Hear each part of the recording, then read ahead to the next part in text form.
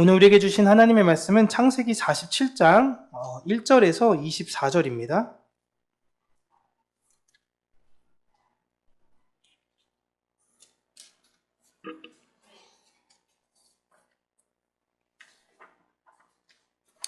창세기 40 죄송합니다. 저희는 26절까지 읽을게요. 26절까지 우리 함께 한 목소리로 읽겠습니다. 이번 좀 분량이 많으니까 저희가 이렇게 교독하도록 하겠습니다. 요셉이 바로에게 가서 고하여 이르되 내 아버지와 내 형들과 그들의 양과 소와 모든 소유가 가나안 땅에서 와서 고센 땅에 있나이다 하고,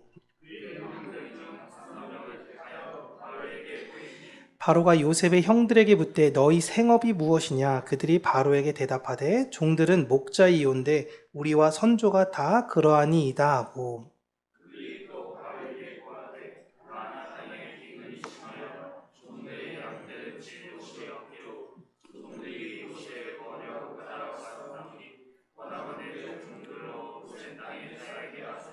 바로가 요셉에게 말하여 이르되 내 아버지와 형들이 내게 왔은즉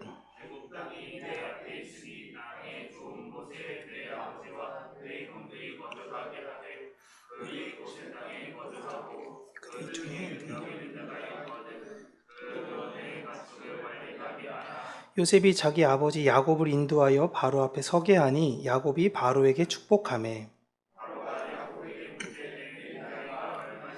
야곱이 바로에게 아뢰되 내 나그네 길의 세월이 130년이니이다. 내 나이가 얼마 못되니 우리 조상의 나그네 길의 연조에 미치지 못하나 험악한 세월을 보내었나이다 하고, 요셉이 바로의 명령대로 그의 아버지와 그의 형들에게 거주할 곳을 주되 애굽의 좋은 땅 라암셋을 그들에게 주어 소유로 삼게 하고,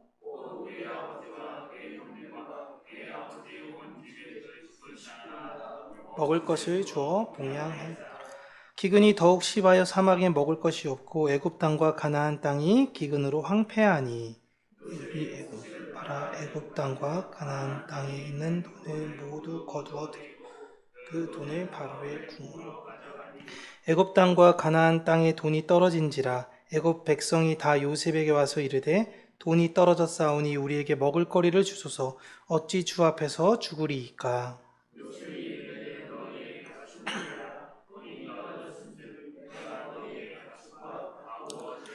그들이 그들의 가축을 요셉에게 끌어오는지라 요셉이 그 말과 양떼와 소떼와 나귀를 받고 그들에게 먹을 것을 주되 곧 그 모든 가축과 바꾸어서 그해 동안에 먹을 것을 그들에게 주니라. 나가고 세해 우리가 요셉에게 와서 그에게 우리가 죽게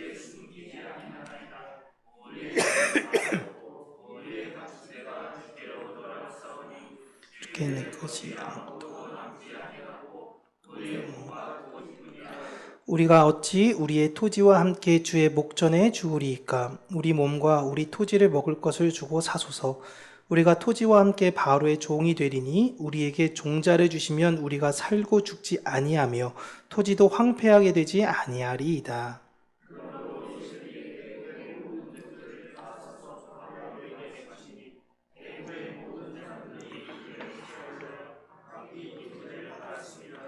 땅이 바로의 요셉이 애굽 땅 이 끝에서 저 끝까지의 백성을 성읍들에 옮겼으나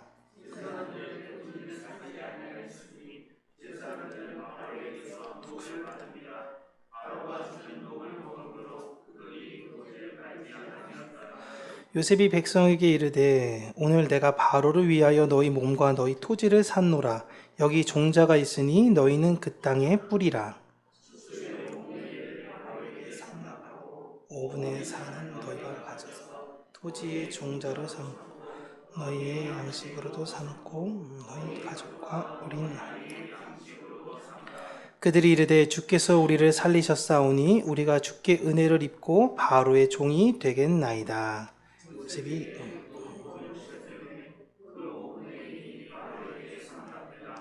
제사장의 토지는 바로의 소유가 되지 아니하여 오늘날까지 이르리라. 아멘. 제가 성경을 읽을 때, 성경을 또한 해석할 때 가장 기쁠 때가 언제냐면 성경이 다시금 진리구나라는 것을 깨달아 알 때 가장 기쁘고 가장 즐거워요. 특별히 구약 성경을 읽으면서 신약의 내용이 읽혀지고 예수님에 관련된 내용이 비춰질 때마다 아, 예수님이 진짜 하나님이시고 성경이 진짜 진리구나 라는 그 사실로 인해서 굉장히 기쁩니다. 또한 그 기쁨이 저에게만 있지 않고 항상 우리 평강교회 모든 성도님들에게 있기를 바라는 마음으로 설교를 준비해요. 그렇기 때문에 다소 제 설교를 들었을 때 적용점이 또한 보이지가 않을 때가 있을 수 있습니다. 도대체 저렇게 이야기해서 어떻게 하라는 거야? 라는 것이 있긴 하겠지만 우리는 이 성경이 진리라는 것 그 자체 하나만으로 기쁨이 되어지는 이 설교 시간이 되었으면 좋겠습니다. 오늘 본문은 또 계속 요셉의 이야기죠. 이제 고센 땅에 도착을 했던 요셉, 그리고 그 요셉을 만났던 야곱의 가족들. 그 중에 야곱은 죽은 줄로만 알았던 아들이 살아 있었다라는 것이 이제 눈으로 목도하게 되니까 아마도 너무 감격적이었을 것입니다. 그렇게 둘이 얼싸안고 한참을 울었다라는 것이 성경에 나와 있죠. 그런 만남을 한 이후로 요셉은 아버지를 비롯하여 5명의 형제들을 데리고 바로에게로 갑니다. 그리고 바로를 만나기 전에 바로가 할 질문을 예측한 다음에 이렇게 답변을 하시면 돼요 라고 예상 답변을 준비해서 그걸 이제 연습을 하죠. 예상대로 야곱의 가족은 요셉의 예상에 따라 고센 땅에 정착을 할 수 있게 되었고 왕의 가축 또한 맡을 수 있게 되었습니다. 지금 요셉의 전략으로 인해 야곱의 가정은 그들이 머물 수 있는 가장 최적화된 곳에서 정착할 수 있게 되었고요. 왕의 가축을 다루는 벼슬까지 얻게 된 것입니다.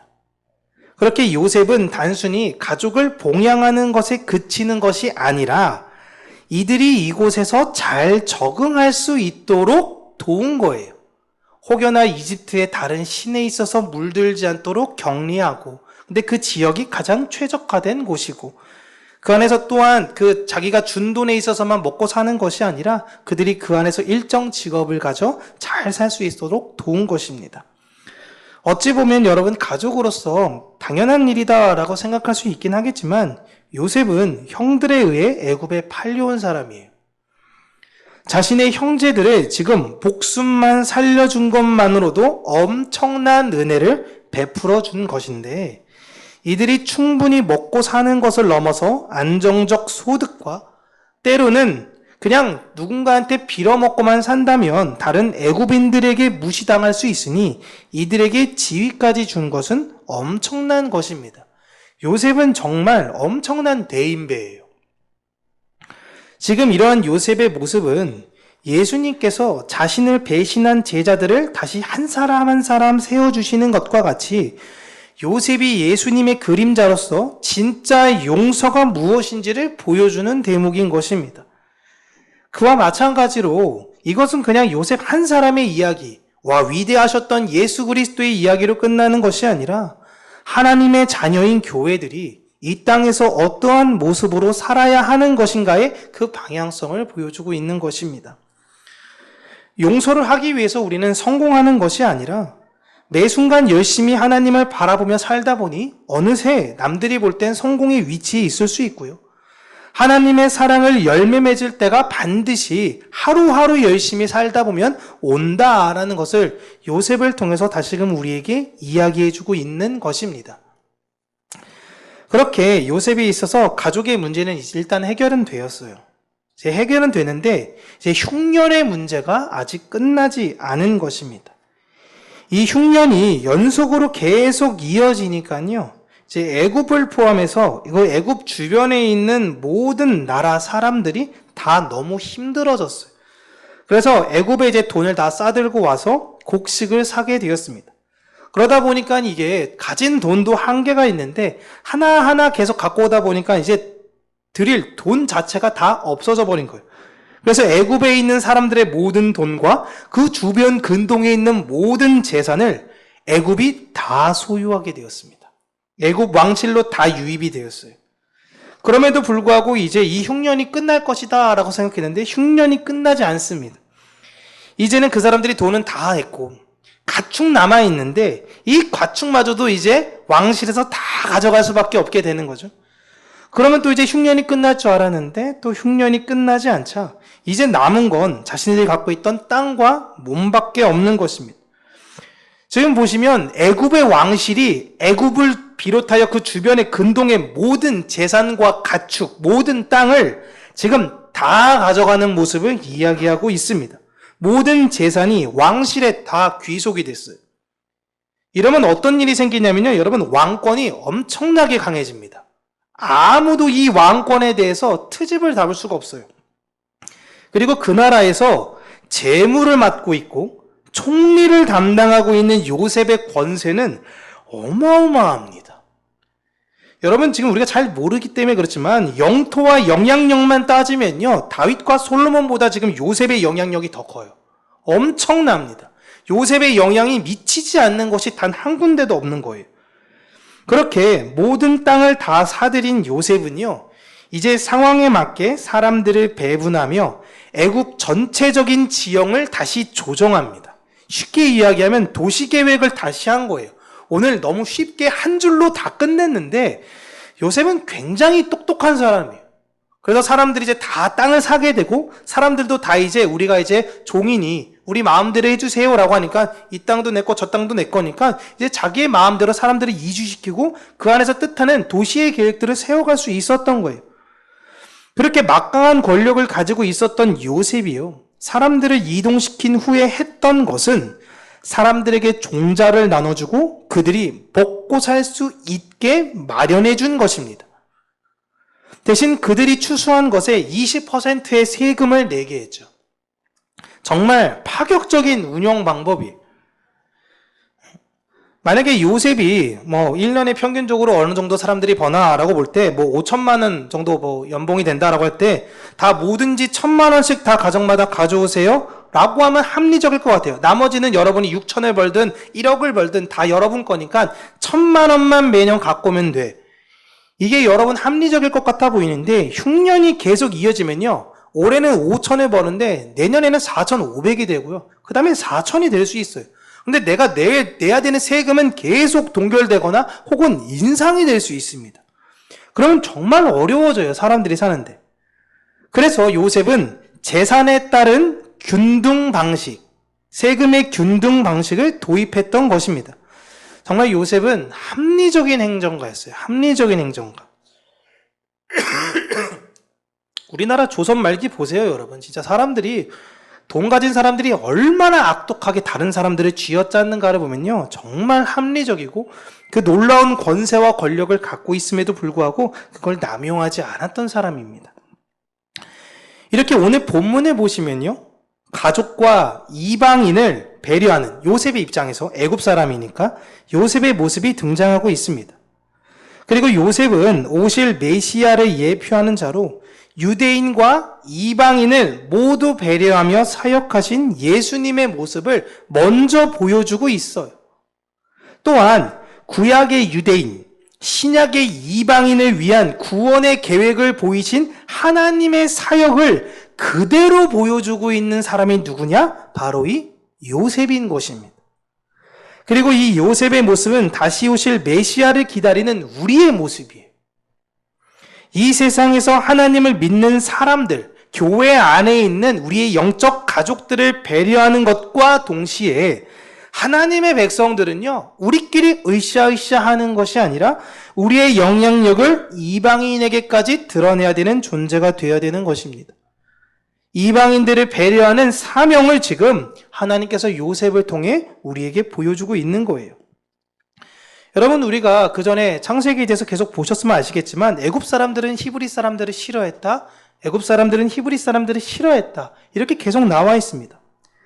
그들은 가축이나 만지며 가난하게 사는 그들에게 굉장히 배타적이었어요. 야, 너희들이랑 우리랑은 급이 달라. 어디 감히 같이 놀라 그래. 너희들은 저 밑에 있는 사람들이야. 계속 동물의 똥이나 치우면서 살아. 라며 히브리 사람들, 애굽강, 홍해 건너편, 그 나일강 건너편에 있었던 사람들을 무시했던 사람들이에요. 자기에게 있었던 우월의식에 취했던 사람들이죠. 그러나 요셉은 자신들을 무시했던 그들을 배타하지 않았습니다.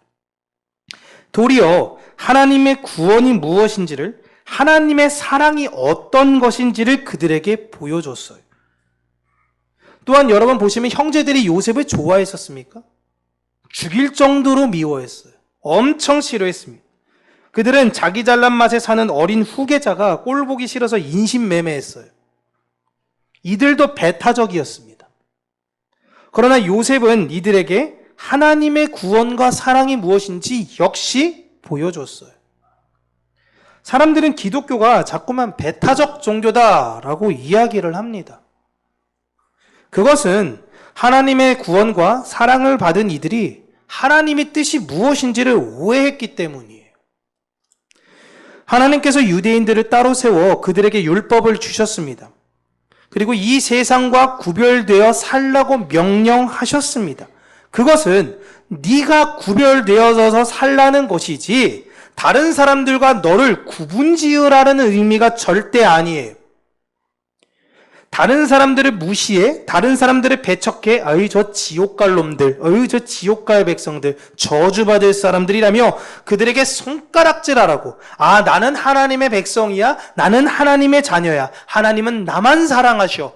이런 우월의식에 취해 있지 말라고 하나님께서 말씀하셨음에도 불구하고 그들은 그 의식에 취해서 살아갔던 것이 바로 유대인이었던 것입니다. 지금은 애굽 사람들이 그 우월의식에 취해서 살아갔던 거예요. 율법에서는요, 이방인이건 나그네건 잘 도와주고 잘 배려하라고 이야기하고 있습니다. 그래서 여러분 안식일에 만약에 이방인이었던 나그네가 집에 오면요, 같이 쉬게 해줘야 돼요. 그런데 여러분 지금도 유대인들은 안식일에 일을 하지 않습니다. 안식일에 일을 하지 않는데, 그래서 집안에 불을 일단 안 끄고 다 켜놓는다 그러잖아요. 그러다가 실수로 누가 끄면 안 돼요. 켜놔야 돼. 계속 켜놔야 돼요. 안식일 내내 그냥 다 화내야 됩니다. 안식일이 밤에 끝나고 나서 이제 불을 끄는데 실수로 이제 이방인 친구가 놀러 왔다가 불을 꺼. 그럼 자기가 키면 되잖아요. 근데 그게 일이에요. 왜냐면 불을 지피는 게 일이니까. 그래서 어떻게 해요? 네가 좀 켜줘. 아니, 자기는 일을 안 하는데 나는 하나님 백성이야. 그래, 난 법 지켜야 돼. 야, 근데 너는 괜찮으니까 너는 불 켜. 라는 거예요. 너는 하나님 백성 아니잖아. 그러니까 너는 불 켜도 돼. 라는 거예요. 여전히 하나님에 대한 법에 대해서 오해해서 그렇게 살아가고 있는 거예요. 율법은 그런 뜻으로 주신 것이 아닙니다. 그냥 나를 정결케 하여 하나님 백성으로 이 세상에서 온전히 잘 살아라는 것입니다. 하나님은 우리를 이 세상에서 구분하신 이유가요, 우리끼리만 사랑해라, 우리끼리만 복받아라, 우리끼리만 잘 돼야 된다라는 것으로서 해주신 것이 아닙니다. 그래서 우리가 자랑하는 거는요, 나 하나님한테 기도했더니 병 다 났어. 나 하나님한테 기도했더니 이런 거 하나님이 주셨어. 나 하나님한테 기도했더니 이런 게 됐어. 이런 걸 자랑하는 것이 아니라 하나님께서 나에게 은혜를 주셨을 때 그 은혜를 이웃들과 함께 나누며 베풀어야 되는 거예요. 이해되시죠? 이게 우리의 목적이에요. 근데 사람들이 다 자신의 우월의식에만 취해져서 살고 있잖아요. 우리는 누구를 사랑하고 누구는 사랑하지 않는 사람이 되어서는 안 됩니다. 우리는 우리 자체가 사랑의 존재가 되어야 해요. 사랑의 존재라고 해서 모든 사람들에게 다 잘해주라는 것은 여러분 절대 아닙니다. 이것도 잘 이해하셔야 돼요. 착하고 성실하고 그런 사람에게는 그에 맞게 대해주고, 악하고 나쁜 자가 우리의 것을 취하려 한다면 그에 맞게 대하는 것이 사랑이에요. 우리 교회에 대량의 신천지 신자들이 유입됐습니다. 예를 들어서요, 어떻게 해야 돼요? 사랑해야 됩니까? 끝까지 신천지. 우리 교회 성도님이 난 절반 데리고 나갔어. 그럼 어떻게 돼요? 인내하고 용서하고 사랑하고. 우리가 그렇게 해야 되는 거예요? 아니에요, 여러분. 우리 안에 그 진리를 훼손하고자 한다면요, 우리는 싸워야 돼요. 지켜야 돼요. 그게 사랑이에요, 여러분. 상대방이 하나님을 믿네, 마네, 내 고향 사람이네, 같은 학교, 동문, 집안 사람이네, 이런 것으로 누구를 사랑하고 누구를 사랑하지 않는 것이 아니라 공의롭게 대하여야 하는 것이 사랑이에요, 여러분. 그러니까 공의가 사랑이에요. 그래서 여러분, 하나님께서 구약 성경 보시면요, 이스라엘 민족은 하나님의 택함 받은 사람들이잖아요. 그런데 선지서 보면 계속 두드러 맞는 이야기밖에 안 나와요. 제발 돌아와라. 제발 돌아와라. 안 돌아가요. 또 때려요. 하나님 잘못했어요. 한 번만 봐주세요. 또 나가죠. 알았어. 봐줄게. 사랑할게. 근데 또 배신해요. 또 때려요. 하나님께서 오히려 더 이스라엘 민족들을 심하게 혼내십니다. 이게 하나님의 공이고 이게 하나님의 사랑이에요. 내 새끼는 그냥 무조건 감싸는 거고 남의 새끼만 욕하는 게 아니라 내 새끼 잘 되면 다리 몽둥이가 진짜 다 부러질 때까지 때리는 거예요. 그게 하나님의 사랑이고 그게 하나님의 방식인 것입니다. 그리고 교회가 해야 되는 방식도 이와 같은 거예요. 여러분, 예수님은 유대인들에게 오병이어의 기적을 베풀어 주셨습니다. 오병이어는요, 유대인들을 위한 것이었어요. 그래서 이방인에게는요, 칠병이어의 기적을 베풀어 주셨어요. 아픈 환자가 예수님께 오면요, 생긴 게 좀 이상한데? 당신 어디 출신이야? 대가볼리? 탈락. 아니야. 안 돼. 당신 안 돼. 이게 아니라 그의 출신에 따라서 예수님께서 처방하지 않으셨어요. 그냥 오는 자, 예수 그리스도로 오는 그 모든 사람들을 예수님께서는 다 품으셨습니다. 가장 중요한 게 이거예요. 교회 안에는 누구를 품어야 되느냐? 예수 그리스도의 그 마음을 갖고 싶은 자, 예수 그리스도의 그 사랑을 원하는 자, 그 치유함을 원하는 자를 교회는 끌어안아야 되는 거예요.